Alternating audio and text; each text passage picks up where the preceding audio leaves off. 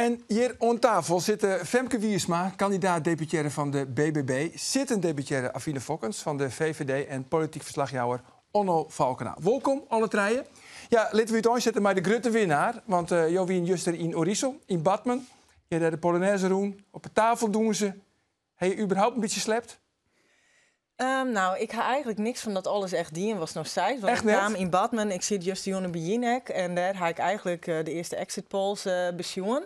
En ik ben daarna nog naar Badmen taggen, dus ik wie daar pas toen het feest eigenlijk al gebeurd. Het viel voorbij? Ja, mijn collega's winnen gelukkig nog wel en wie hou ik wel echt even een dikke knuffeljoen. En daarna nog correct even, ik ga met Caroline ook even alles erop praten. En het bestuur, wie gaat echt nog wel even zitten.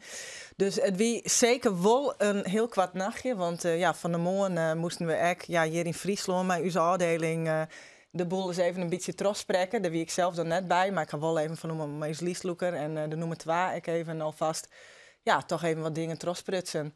Dus ik denk dat als ik 3 uur slipt ga, dan zal het volle wezen. Ja, maar hoe heeft het beleefd? Want ik kan me voorstellen dat het een beetje onwerkelijk wie. Van 0 naar 14 zitten.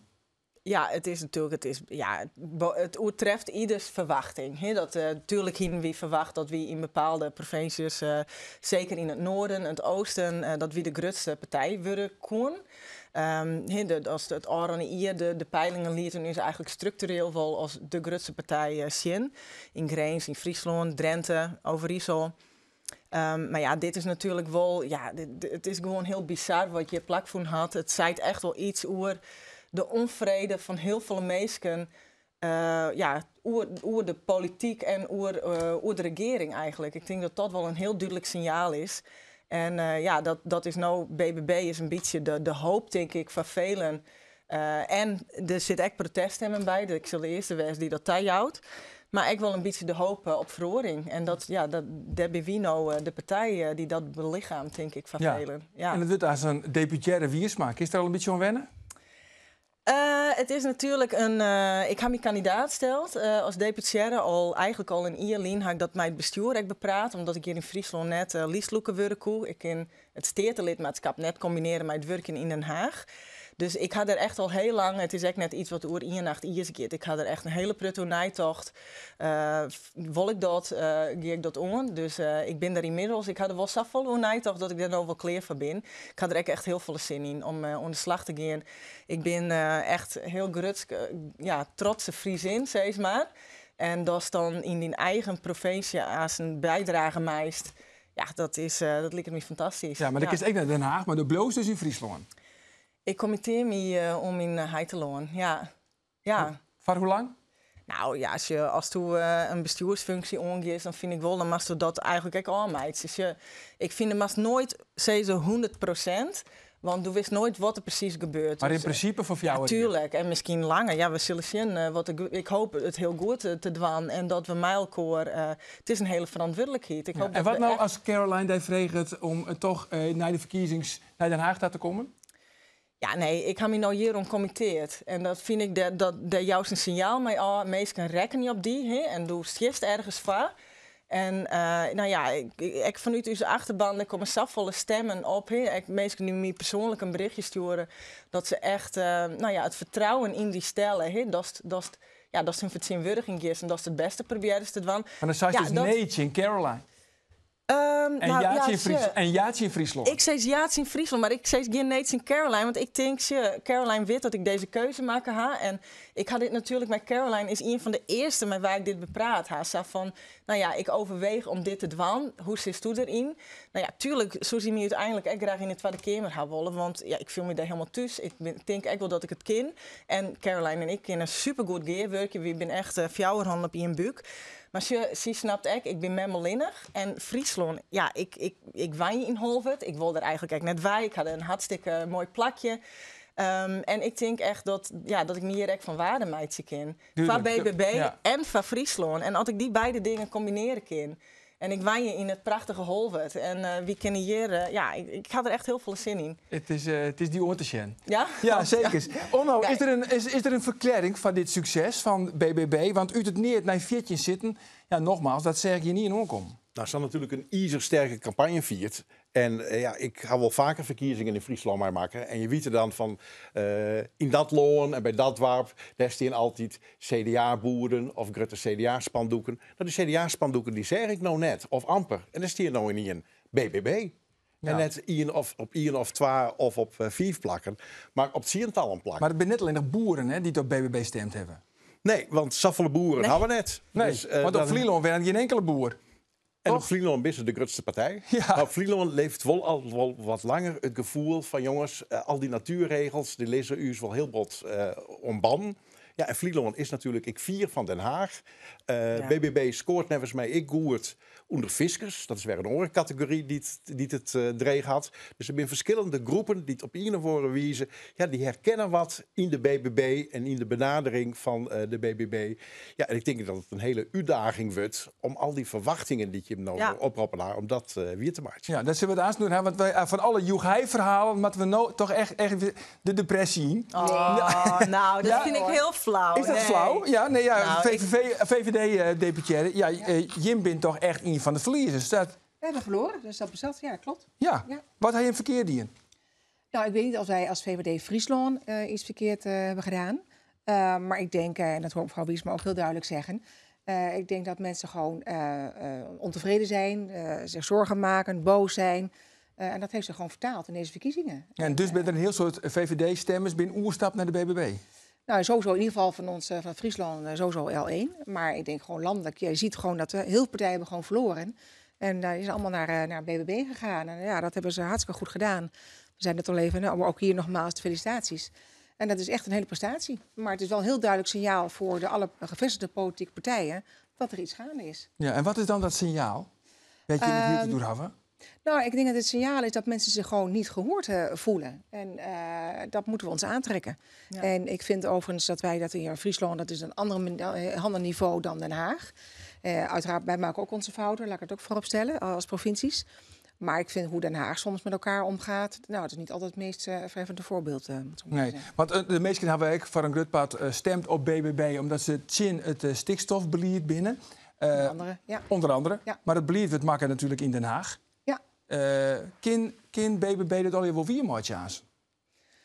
Nou, weet je, kijk, ik heb BBB ook een paar keer heel duidelijk horen zeggen van, uiteraard houdt ook BBB zich aan de wet. Op dit moment staat in de wet 2035 en ook de doelen staan er allemaal in. En het is aan de Tweede Kamer. Er is altijd nu een voorstel om die wet te gaan veranderen. Nou ja, we gaan zien of dat doorgaat, ja of nee. Dus ja, de wetgevende macht is er heel duidelijk de Tweede Kamer.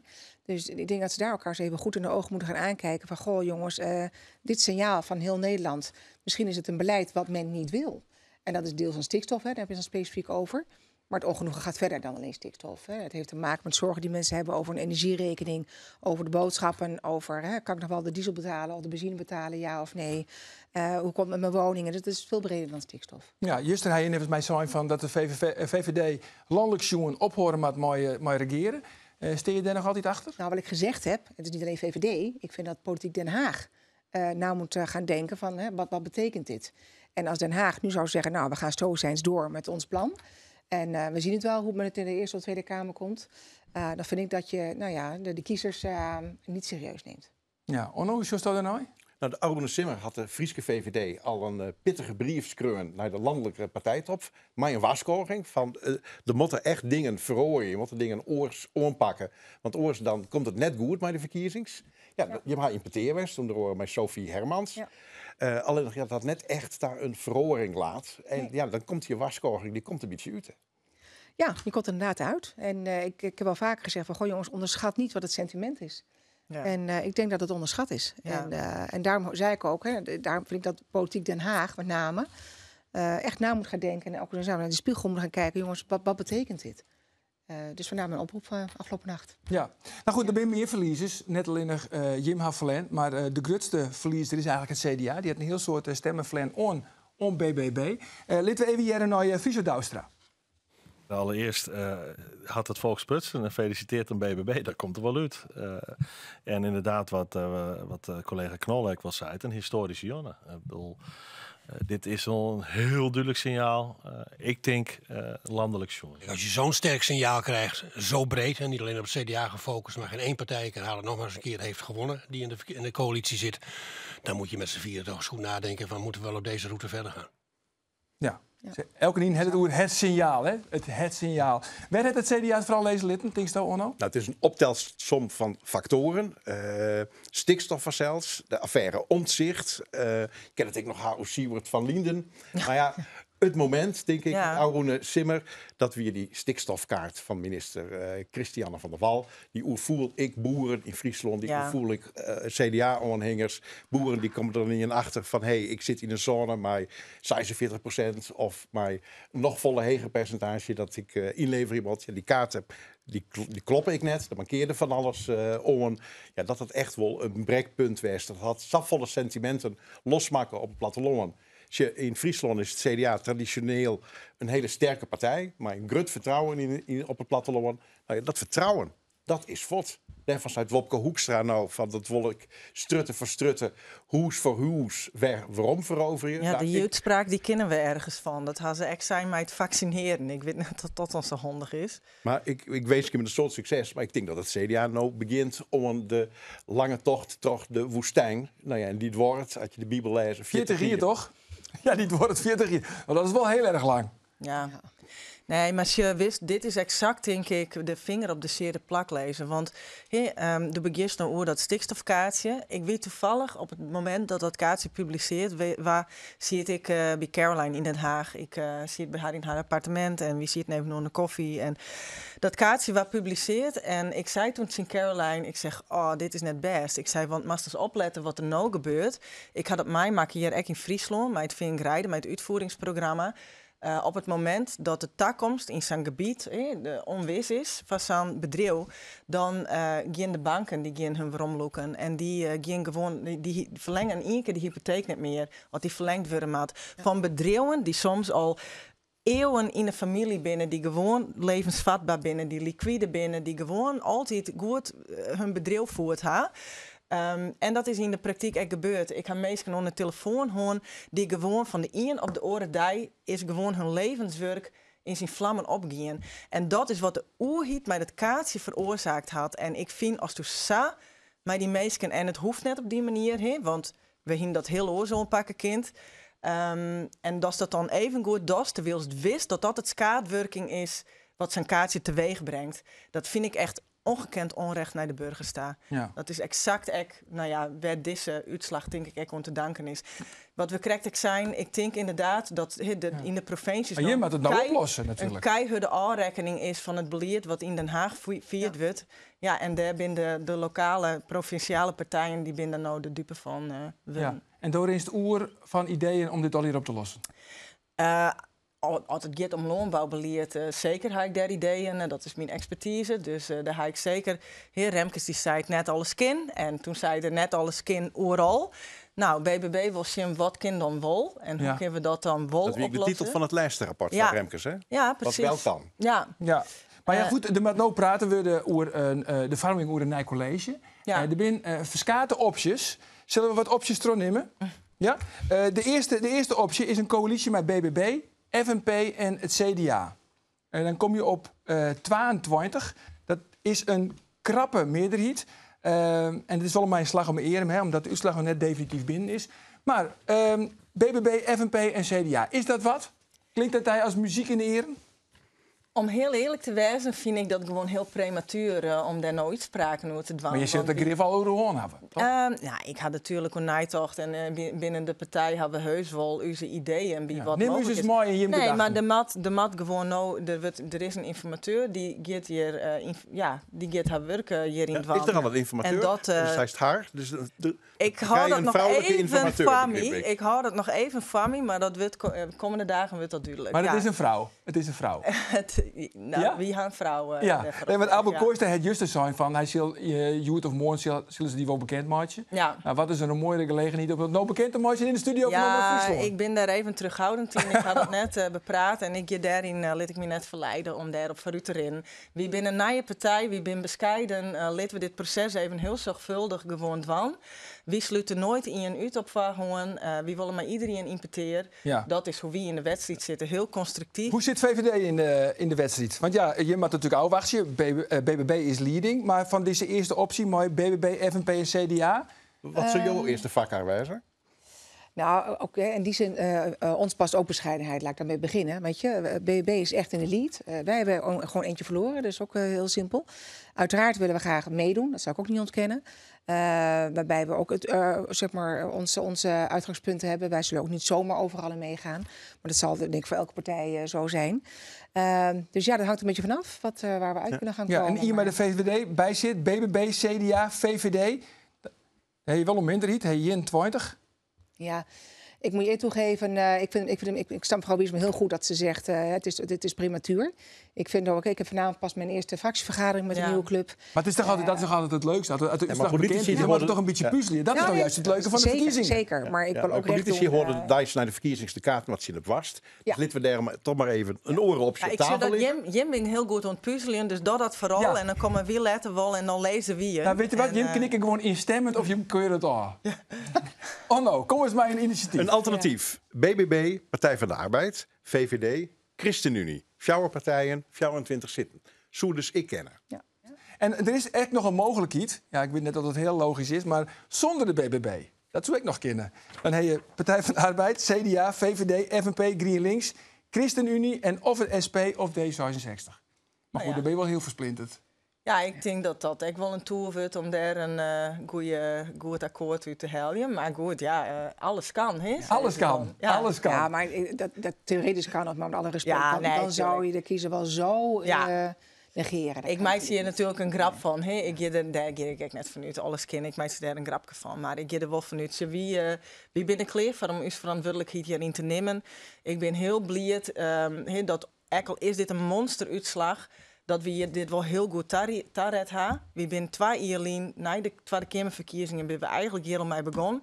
Om eens hierop te focussen, is exact ook de reden was dat we met de gemeenterieverkiezingen net meedien hebben. We zijn dat komt dus te gauw. Dan ben we net zo goed voorbereid als wat we nou voor de Tweede Kamer dienen hebben. Ik heb van de morgen, we hebben in ons partijbureau, daar wie ik van de morgen, daar hebben we nog van alle eerste landelijke kandidaten, daar hing het een wand met alle foto's, alle verkiezingsposters, steeds maar van elke kandidaat. En eigenlijk is iedereen echt van dat team is nog steeds belutsen, had als rayonhoofd of zelfs als listloeker. Iedereen had nog wel een rol en is echt nog belutsen. Dat is een heel sterk team. En we gaan echt alles op alles zetten om dat in de provincies exact op die manier te doen. Dus ik geef van u dat we 2 jaar webromsje en dat dan naar je posters ergens op een fractie. Maar je had exact op die manier. Zit die manier achter Kemmekes of in de Iepenbierriet en dat we dat al je volkje kennen? Nou ja, de tarriering had volgens mij heel Iepen biersteam. Want ik deel eigenlijk zo'n beetje alles op social media. Dus elke vergadering die we horen en training die de West had, dat had iedereen die dat volg je wel. Die kan dat zien. Dus wie ben juist heel erg van zien litten, wat politiek is en dat. En hoe wie die partij opbouwt. Ja, ik vind dat juist heel wichtig om mensen daarin mee te nemen. Want dat is echt wat we doen willen. Ik denk dat er echt een taak is voor de politiek om het verhaal volle beter uit te lezen. Hoe komt beleid tot stand? Waarom kunnen bepaalde dingen wel? Waarom kunnen bepaalde dingen net? Heel veel mensen weten dat echt net. Dus dat is echt on us. Dus ik neem mensen soms, vind mijn familie die denkt wel van, mag dat nou alweer delen? Wist wel. Maar dan denk ik, ik vind dat leuk. Ja, mijn Instagram gaat in mijn stories heel veel over werk. En dat vind ik hartstikke leuk. En ik denk, wie ben heel iepen daarin. Caroline Eck, die oerlwaar ze komt, maar neemt ze weer een vlog op en dan vertelt ze wat er gebeurt en wat ze die en haar. Ja. Ik breek even niet. Ik ga even naar je Afine. Want 12 jaar lang had je hem de premier gehoord, Mark Rutte. Je bent de Rutte bestuurspartij van Nederland. Wat voor lessen kun je hier nou uitloeken? Nou ja, wat ik al eerder aangaf, en dat heeft niet zozeer met de VVD te maken of met de persoon Mark Rutte. Den Haag moet kijken van, jongens, wat betekent dit? Dat kan betekenen of dat bepaalde partijen zeggen van, nou, wij gaan maar eens even weer terug in de oppositie. Of dat men zegt van, nou, dit is schijnbaar een beleid wat Nederland niet wil. Dat kan ook nog een conclusie zijn.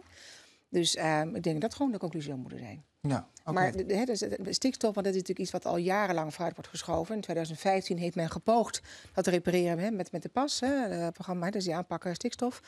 Maar we zien het ook in Groningen met het gasboren. Dat is iets wat zeg maar eind vorige eeuw natuurlijk al lang begonnen is. Het is niet van de laatste 12 jaar. Dat is een veel langere datum.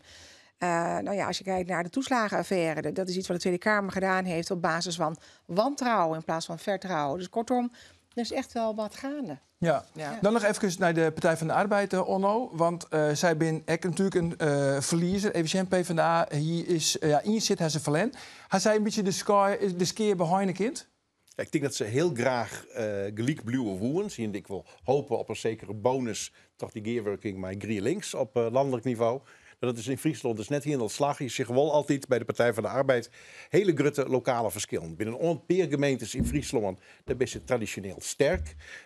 Ljouwert, Jereveen, Haas, Schielge, daar binnen echt van die PvdA-bolwerken. En dan ben ik hele grote hoeken van het Frieske platteland. En toch is het net goed. En daar had ik de Partij van de Arbeid bot verlen om de BBB. Dus ik van de Partij van de Arbeid is er alle reden om even goed na te denken over wat is de uitslag van haar budget. Oké, we hebben Edo Hamstra van de Partij van de Arbeid vregen hoe het zij vindt dat het nou via de mat. Het mag wel linkser, vind ik. Maar we hagen gewoon de winnaar nou even te respecteren. En dat is echt de BBB. Dus die is in de lead. Die hagen het gewoon geweldig dien. Dus on hun de lead. En wie nemen ons verantwoordelijkheid als zware partij. Maar wie zeggen wel, er moet wel echt wat barren als wie mij doggen. En dan zit GroenLinks maar ze natuurlijk bondgenoten tegen idealen. Dus we proberen hier wel samen aan die tafel aan te komen voor de coalitie. Ik denk dat dat kan. Want uiteindelijk willen we al je perspectief voor de boer en de meerskip en willen we het IPB4 bereikbaar houden. Dus laten we van uw 10 punten maar elkaar in betekenen en dan hoop ik dat het slaagt. Ja, dat zei Edo Hamstra. Nog even kwart dan de orenpartijen. FNP, gelijk bleun. Ja, voor de FNP wie dit denk ik lastige verkiezingen. Want de FNP komt doellijk net op het grote publicitaire geweld van Caroline en van de BBB. Ze hadden natuurlijk ik mij te maken. De FNP is vooral hier in Friesland actief. En die had hier in Friesland aardig op de trommelslaan. Maar ja, is net onwijzig in Den Haag. Je hebt net in debat in de Tweede Kamer met het stikstofbeleid. En ik denk dat de kiezers van de BBB die hebben wel heel duidelijk in de gaten houden. En ik wil heel duidelijk volgen van wat een Kamerlid als Caroline van der Plas in haar eentje Varna bokst had in Den Haag. Kijk, bij een stikstofdebat West, hier van der Plas een paar minuten spreekt hij het. Alleen als ze wat interrumpeert door een heel soort orenkamerleden. Zat wel een paar uren onder de burg is. Dus orenpolitieke partijen hebben de BBB, ik mij, grut maken. Laatste vraag, jongens. Wanneer hebben we een Nijcollege? Begin bij jij. In Friesland? Jazeker. Het mooiste is geweest dat we daar natuurlijk zo gauw mogelijk uitkomen. Maar die vrouwelijke verkennen, die moet er even vaart achter zetten. De theater die het nodig had het nodig. Ik jerk, Edo, die jouwt wel wat vakken aan. We moeten daar eens even heel goed. Maar plak er eens een datum op? Ja, dat kiest net wel volgens mij. Dat soort processen litten hun net. Dat mag net onderdrukt, want dat moet gewoon in alle rust en wel zo gauw mogelijk. Onder druk wordt alles vloeibaar, zeggen ze dan. We beginnen voort. Het is we staan klaar om te beginnen. Dus we beginnen voort en dat is wel mijn intentie om te zwaargen dat we zo gauw mogelijk vooruit kunnen. Wie in D66 gaat er een beetje een sport van maken om te zeggen van als je hem vooruit wilde, dan vooral net op BBB stemmen. Nou, dat zien we nog wel zien. We zijn heel constructief. En ik hoop dat we daar gauw uitkomen. Ja, Affine Fokkens, zorgen we de VVD nog even om in het college? Nou ja, dat hoop ik uiteraard. Dus we gaan het zien of we een uitnodiging gaan krijgen van BBB. Oké, mag ik je hem dankzeggen van je komst hier naar de studio. Dank je wel.